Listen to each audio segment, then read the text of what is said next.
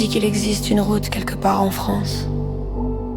Personne n'est d'accord sur où elle commence, ni sur où elle finit. Ceux qui jurent l'avoir prise disent qu'elle ressemble à toutes les autres. Ligne blanche un peu effacée, fossé mouillé, arbres serrés comme des barreaux, rien de spécial. Et pourtant, elle n'apparaît sur aucune carte. Elle ne se montre qu'à ceux qui roulent trop tard, trop fatigués ou trop seuls.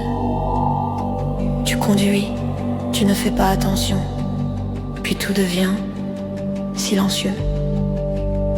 Pas un oiseau, pas un insecte, même la radio perd sa voix comme si elle retenait son souffle. Et sur cette route, tôt ou tard, tu vois quelqu'un.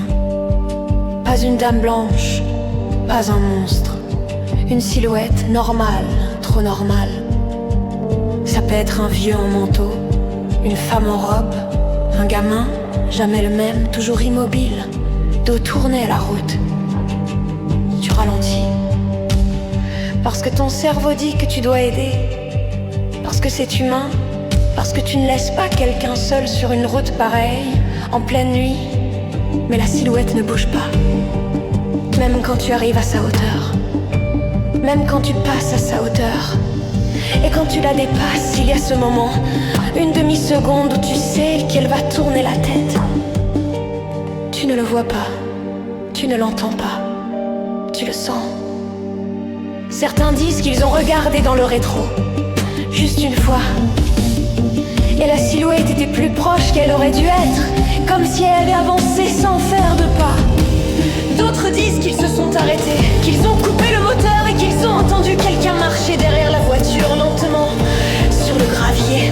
Mais personne ne parle de ce qui se passe après, parce que ceux qui ont vraiment regardé derrière eux n'ont jamais raconté la suite. Tout ce qu'on sait, c'est qu'on retrouve parfois une voiture encore chaude, phares allumés, moteur tournant, porte ouverte, siège vide, comme si le conducteur était juste sorti et n'avait jamais fini son pas. La route, elle disparaît au matin. Toujours. Et ceux qui l'ont prise, s'ils reviennent, ils refusent de conduire la nuit ou de parler ou de dormir côté fenêtre.